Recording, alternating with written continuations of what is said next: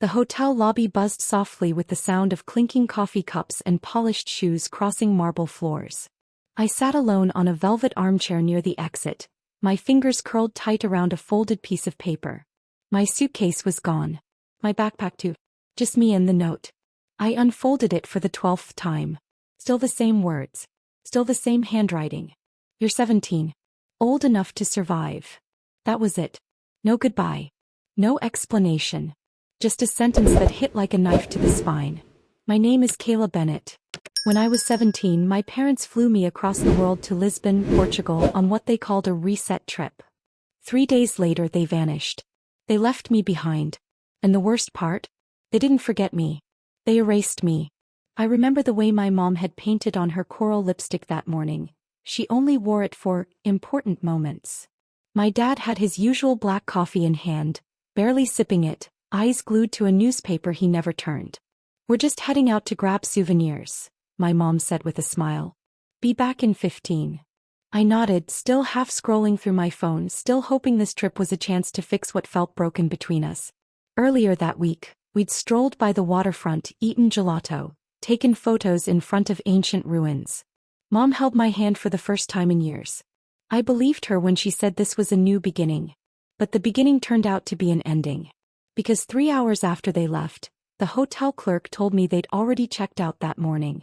The keycard no longer worked. Our room was empty. And I was alone. Hey, before we begin, I just want to say thank you. Thank you for being here, for listening, for caring. If this story hits close to home even just a little, drop a 1 in the comments. I'd really love to hear from you. And if you want more real stories like this, make sure to subscribe and share this video with someone who needs to hear it. Now, let me take you back to the moment everything changed. My parents used to say I was just a phase. Like anger could be outgrown or anxiety could be cured with a better attitude. I'd been suspended once for fighting, twice for skipping school, and when my math teacher called home, I overheard my mom laugh and say, "She's not failing, she's just dramatic." We never talked about my panic attacks. About the nights I couldn't sleep because my chest felt like it was being crushed. About the time I stood on the edge of our balcony at 16, not really planning to jump. Just wondering. At home I was either too much or not enough. Too loud, too quiet. Too emotional, not grateful. I lived in a house where eggshells were the flooring and silence was safer than honesty. My dad hardly said anything at all. Just stared through me like I was a window, not a daughter. So when they said we were going on a trip, just the 3 of us, no siblings, no work calls, no distractions, I wanted to believe it meant something. That maybe they were trying.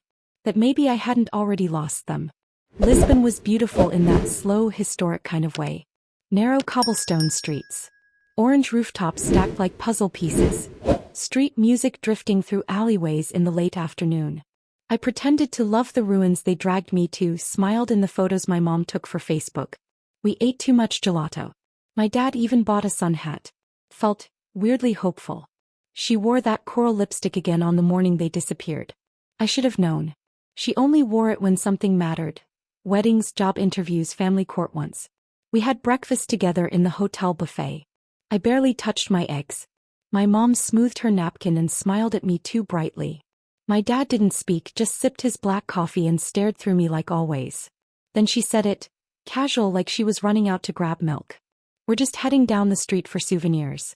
Be back in 15. And they left. I didn't look up from my phone. I was texting my best friend back in Florida about the trip, saying it wasn't awful, that maybe my parents were actually trying. An hour passed. Then I asked the front desk if they'd seen them. The clerk frowned. The couple from room 315?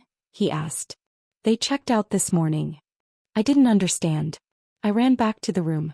My key card didn't work. When the bellhop let me in, it was empty. Stripped clean. My suitcase? Gone. Passport? Gone. Even my backpack was missing.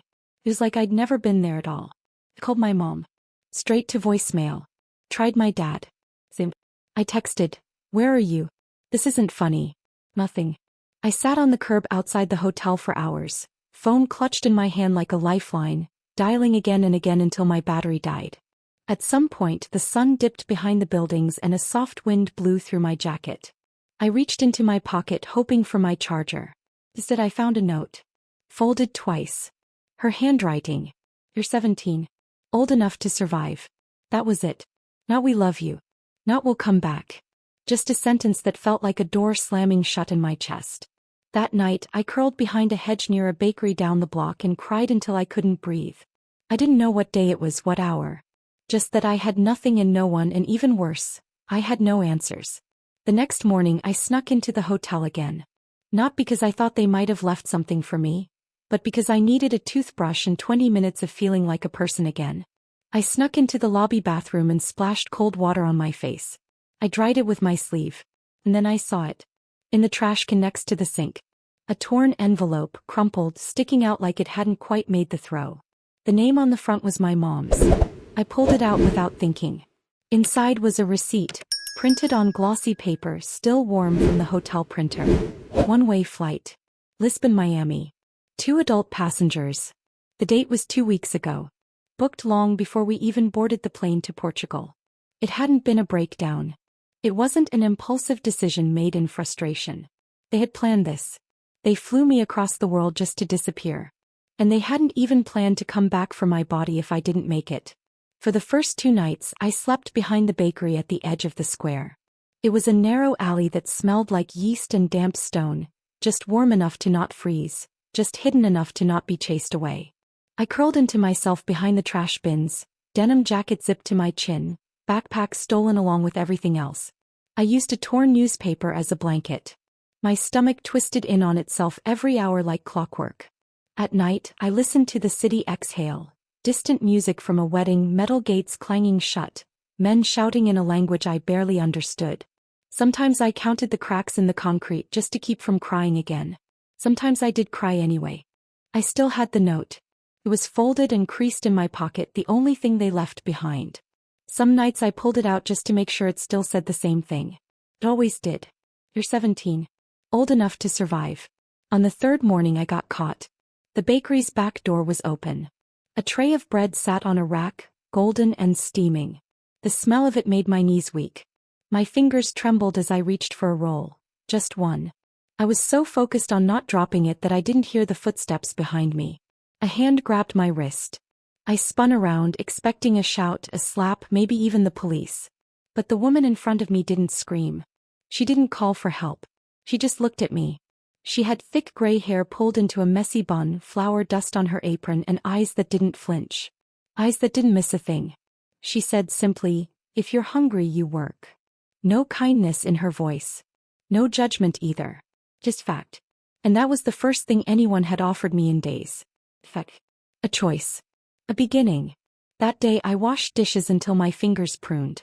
The bakery's back room smelled like burnt sugar and hot metal. There was no music, no small talk. Just the sound of water running and the rhythmic thud of flour sacks being dropped near the mixer. Helena worked in silence and I followed her lead. She didn't ask for my name. She didn't ask why I was alone.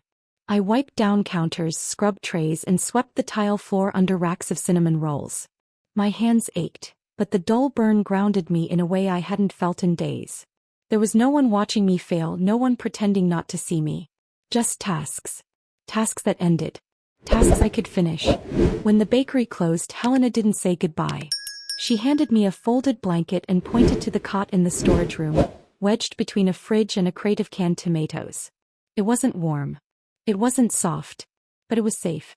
That night, I slept for the first time without waking up gasping. The next morning, she tossed me a clean apron. I caught it midair. She grunted approvingly, turned on the ovens, and got to work. This became the routine. No questions. No coddling. No pretending we were anything other than what we were. 2 women in a kitchen, one teaching, the other learning. But slowly the silence started to shift. Some nights, as we wiped down counters after closing, Helena would speak in short, quiet sentences. Once, while shaping dough, she looked at my hands and said, "My daughter had hands like yours. Always smelled like yeast. Always too curious." She never mentioned her daughter again. But after that she started leaving a roll, slightly misshaped, still warm, beside my cot each night, wrapped in brown paper. No note. No explanation. Just a gesture. Like she understood that some kinds of love don't need to be spoken out loud. Especially not to girls like me. It was wedged behind a dumpster half covered in flour-dusted cardboard. An old, cracked laptop, Screen splintered at the corner, keyboard missing a few letters. I didn't expect it to work. I wasn't even looking for it. But something about the weight of it in my hands made me tuck it under my arm and carry it back to the bakery. Over the next few nights, I fixed it with the same quiet determination I used to scrub pans. I found discarded parts from a local tech repair shop. Scratched screens, old keys, busted chargers. I bartered for what I couldn't scavenge. One guy gave me a cable just because I knew the right word in Portuguese. When the screen finally flickered to life, I almost cried. I stole Wi-Fi from the cafe across the street, the signal weak but just enough. I didn't open social media. I didn't check on my parents. I typed in how to get a GED online. Then I typed how to open a bank account in Europe. Then how to invest without a credit card. Then how to start over when no one wants you. And somewhere between those searches I found the first crack of light in the dark. It started with an article. Crumpled, coffee-stained, left behind on a cafe table. An old business journal talking about a Greek shipping company restructuring their entire fleet. Nothing flashy. Just a quiet piece about rising freight costs and a rebound strategy no one seemed to care about. But I cared. I read it twice. Then again. I remembered the bakery deliveries. The delays. The way Helena muttered about rising flour prices and slow boats. I started connecting dots. I took the €150 I'd been saving to buy new shoes and opened a brokerage account with a free app I'd seen on a forum. It wasn't even translated properly, but I fumbled my way through it. I bought the stock. 2 weeks later, the value tripled. I stared at the green number on the screen like it might disappear if I blinked. I wasn't just surviving anymore. I was learning how to move. I stared at the screen like it might be lying. The €150 I had thrown into that dusty stock had turned into nearly €500. It wasn't enough to change my life, but it was enough to change how I saw myself. I hadn't gambled. I'd read, observed, connected dots. I'd calculated. That was the crack that split open everything. Every night after the bakery closed, I stayed up in the back room with the laptop resting on a crate. I studied until my eyes blurred. YouTube lectures, translated PDFs of investment guides, free forums full of people half a world away. I printed out Warren Buffett's letters and scribbled notes on the backs of receipts. I learned what profit margins were, what compound interest meant, why some people called money a game and others called it a weapon. It wasn't just about the numbers anymore. It was about never being powerless again. The cafe down the street was run by a friendly couple who served tourists but didn't know how to price a croissant. I asked the wife gently if I could take a look at her inventory process. She blinked, surprised, then shrugged. 2 days later, I handed her a spreadsheet. 2 weeks later, she called me brilliant. He paid me €50 and gave me free coffee for a month. After that, things started to roll. A street vendor asked me to help him cut delivery costs. A florist asked how to organize her online orders. I didn't advertise. I just listened, the way no one ever had with me. They didn't know my past. Didn't care about the scars underneath my sleeves. They only saw the results. When winter came, I bought Helena a new phone for Christmas. One with a proper camera so she could finally take pictures of her bread. She opened the box, squinted at it, then looked at me. "You're not working for free anymore," she muttered. It was the closest she'd come to saying thank you. Helena was sitting at the kitchen table with her reading glasses low on her nose, flipping through an old stack of international newspapers someone had left by the register. She didn't say anything at first. Just slid one of the papers across the table like a dealer laying down a final card. "Page 7, she muttered. "Bottom corner." I wiped flour off my hands and unfolded the page. It took me 3 seconds to spot it. There was the street name, the zip code, the cracked sidewalk I used to rollerblade down, the house, my house. Or, what used to be mine. The listing was tiny, just a line under a foreclosure notice for the county auction. It said the owners had defaulted on payments. Starting bid, $118,000. I stared at the address for a long time. Not because I didn't recognize it, but because I knew it better than I knew myself. I didn't sleep that night. I dug through old browser bookmarks, old emails I had forwarded to myself years ago. Back when I still believed in keeping memories. That house, it had been paid for. At least that's what my mom once bragged online. We used a surprise inheritance. So grateful to start over. Only it wasn't a surprise. I followed a paper trail that started with a familiar name. My grandfather's lawyer. There it was. My name, my birth date, the trust he had set up before he passed. It was supposed to be for college. For my future. They had drained it dry. Transferred everything after I turned 16. Just months before they bought the new house. They hadn't just abandoned me. They'd used my future to fund theirs. The auction was held in the parking lot of a bland county building with dying grass and sun-faded flags. No one looked twice at me. A woman in a navy dress, sunglasses, hair pulled tight. Clean. Quiet. Anonymous. Lucia stood beside me, calm and unreadable, holding a bitter number like it was just another shopping list. A man in khakis and boat shoes squinted at us from across the lot. He looked like every smug realtor I'd ever avoided, scrolling on a tablet like the property was already his. I whispered the bid numbers to Lucia. She raised the paddle without flinching. The price jumped. So did my pulse. But when the final number echoed through the air, when the gavel hit the table and the auctioneer called, "Sold to 112. I didn't cheer. Didn't blink. Lucia lowered the paddle like it weighed nothing. I just stood there, owning in silence the house my parents built without me. The certified letter landed in their mailbox exactly 5 days after the auction.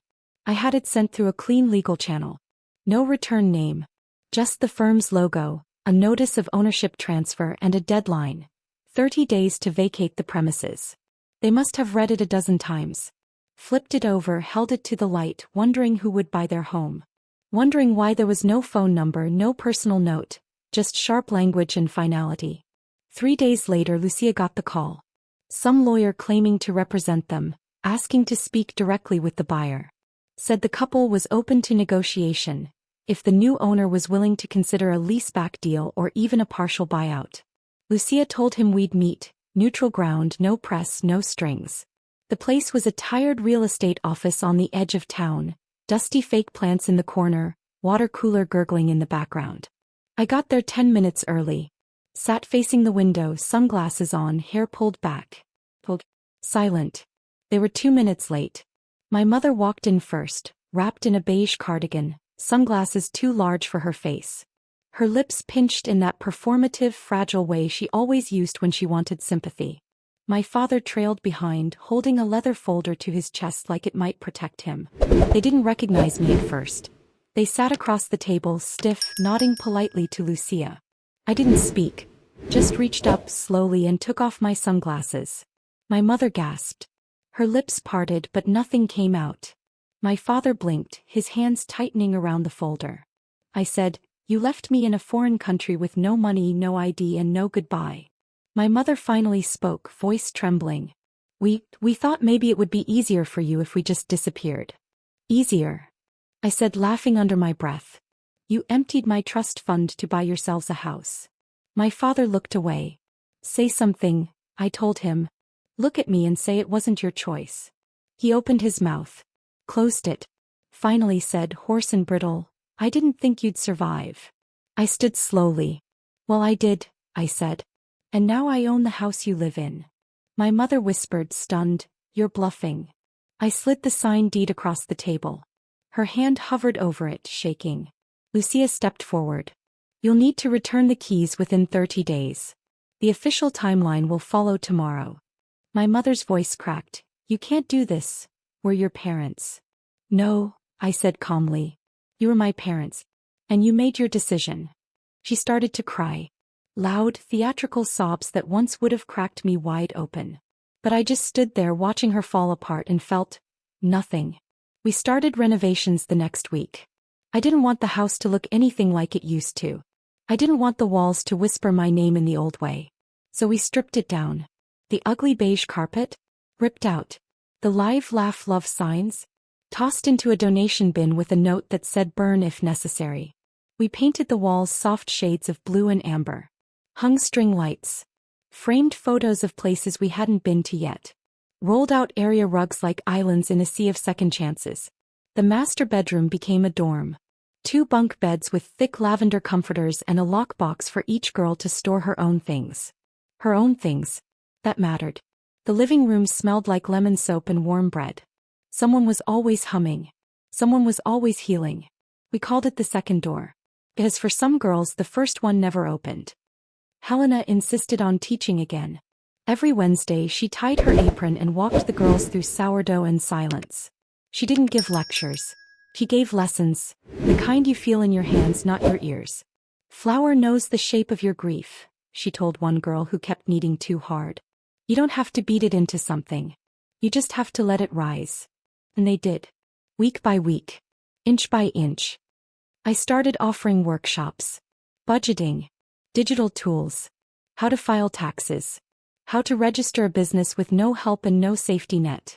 I printed everything on soft, recycled paper and gave each girl her own binder. I told them they didn't have to build empires. Just doorways. One girl used her grant to sell embroidered tote bags online. Another launched a YouTube channel to teach beginner guitar. I gave them starter cash but made them sign simple contracts. Not because I didn't trust them, because I wanted them to trust themselves. No one had ever handed me a roadmap. So I built one for them step by step. And I watched them walk forward without looking back. Her name was Isa. She was quiet, always pulling her sleeves over her hands, always watching before speaking. She had a habit of curling her fingers around the strap of her backpack like it was the only thing keeping her upright. She didn't say much the first week. Just did her chores, showed up for baking class, took notes during workshops like she was auditing her own life. Then one night I found her in the hallway staring at a framed photo we'd hung.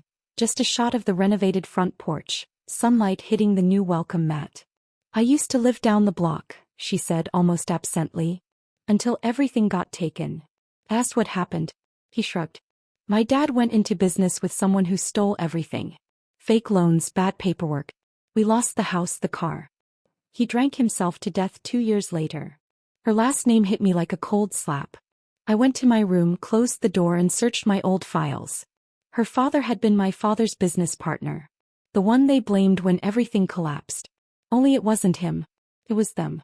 They'd ruined another family to hide their own crimes. And now, years later, their broken legacy had walked right through my front door asking for safety. I looked at Isa's name again. And then I doubled her grant. The first open house was small. 6 girls, 3 volunteers, a local reporter who stayed longer than planned because, as she put it, this doesn't feel like a shelter. We served warm bread, iced tea and laughter. Isa made a playlist. One girl brought nail polish and painted everyone's hands during story time. Someone cried when we handed out clean socks in individual gift bags. Folded, labeled, wrapped in tissue like they mattered. Because they did. Helena stood by the kitchen doorway, watching it all with her arms crossed and eyes misty. I glanced at her, expecting a wisecrack. Instead she said softly, "Let them breathe. The rest comes later." And I knew exactly what she meant. They showed up at the gate one morning.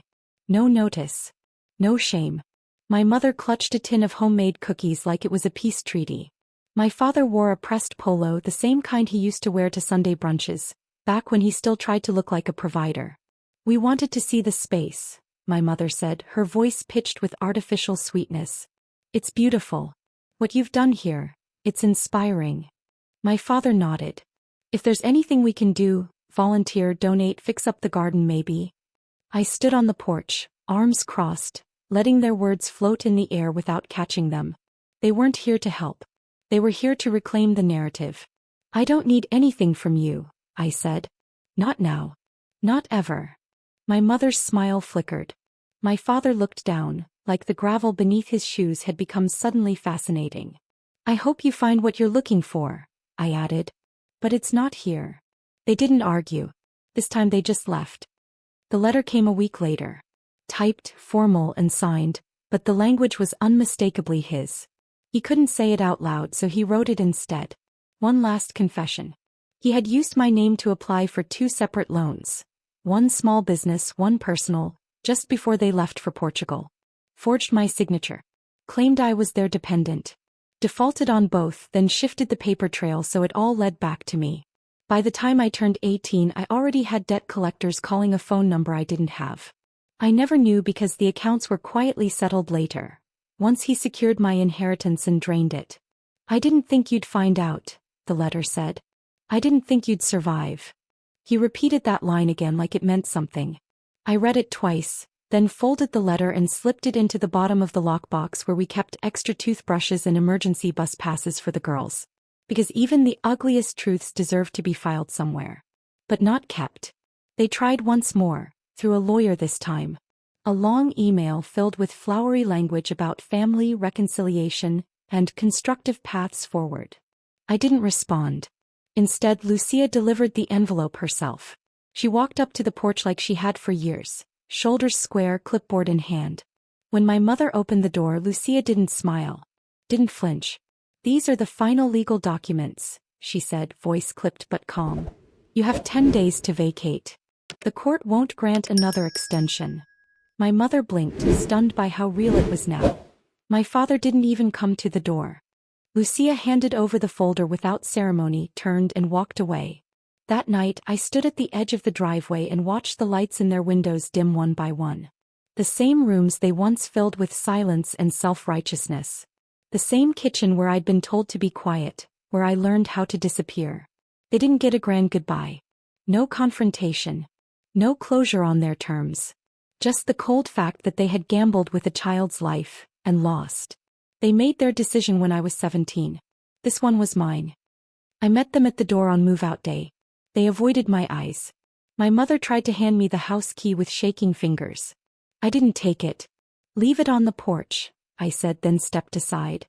They carried their things out in 3 small suitcases.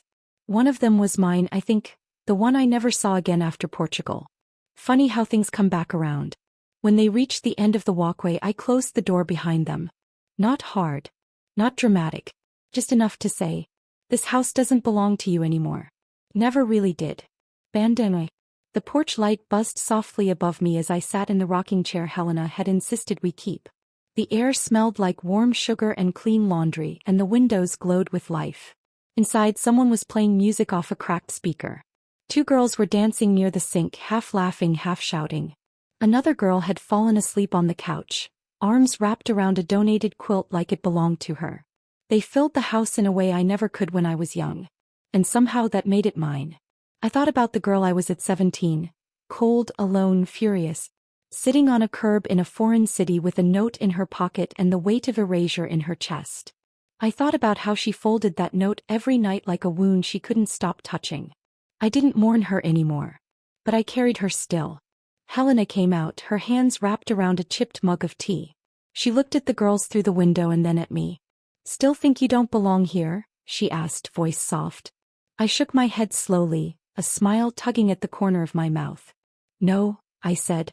"This is where I began again." They left me in a foreign country when I was 17. No warning. No apology. Just a sentence and a vanishing act. I didn't come back to destroy them. I came back to build something they couldn't. Not out of vengeance. Not to prove a point. I came back because I knew what it felt like to have no door to knock on. And I wanted to be that door for someone else. The people who were supposed to love you gave up on you. Would you forgive them once you no longer needed them? Tag someone who needs to hear this. Your comeback doesn't have to be loud. It can start in silence. In small steps. Behind bakeries. With broken laptops and borrowed Wi-Fi. Just remember, being erased doesn't mean you disappear. It means you've been handed a blank page. So write your own damn story. And when you do, make sure they never forget who held the pen.